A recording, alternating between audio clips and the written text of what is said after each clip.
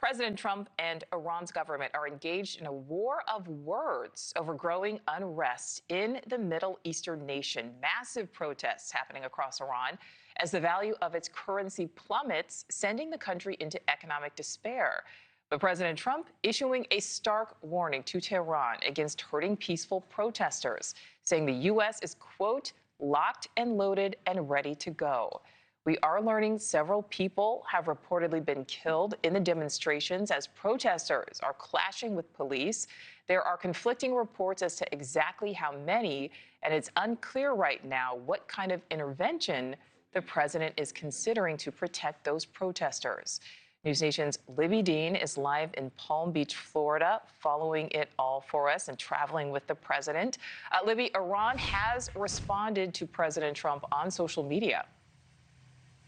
Yeah, quite the war of words that we're seeing play out here, Nichole. And President Trump with that stark warning for Iran, warning that if they start killing those protesters there who are doing those demonstrations, that the U.S. will ultimately intervene. Now, in this 3 a.m. post that we saw from the president overnight, he wrote, the U.S. is, quote, locked and loaded, adding that if Iran shoots and violently kills peaceful protesters, the United States would come to, quote, come to their rescue. That is the president's message. Then we saw Iran's parliament speaker quickly fire back, as you mentioned, calling these remarks from President Trump actually, quote, disrespectful, and warning that any U.S. action would be met with retaliation. He said, quote, all American centers and forces across the region will be legitimate targets. Now, during these protests that President Trump is talking about, that he posted about, at least as far as we know from this reporting, 7 people have been killed in these clashes with the police. And those on those streets protesting the regime in Iran and then also the rough state of the economy there. But a member of Iran's National Security Council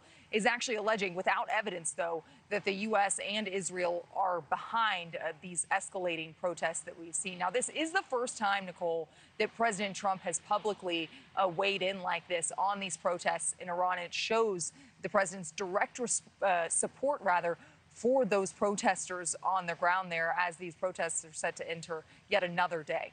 Nichole. And Libby, we're seeing a lot of threats here. Talk more about President Trump's threats to Iran. Well, Nichole, this isn't the first time, only this week, that we've seen President Trump threaten Iran. He had that meeting at Mar-a-Lago with Israeli Prime Minister Benjamin Netanyahu, and they discussed the threat of Iran, and the president had this to say. I hope they're not trying to build up again, because if they are, we're going to have no choice but very quickly to eradicate that buildup. And I hope they're not doing it, because we don't want to waste the fuel on a B-2.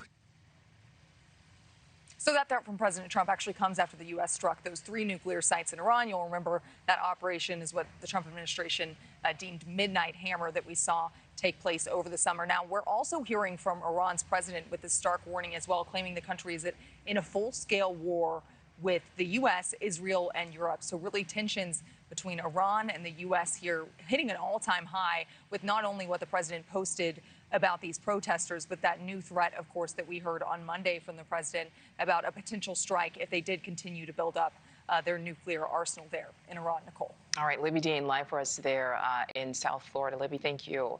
Thank you for watching. Subscribe below and download our NewsNation app right now on your phone, and you will get fact-based, unbiased news for all Americans.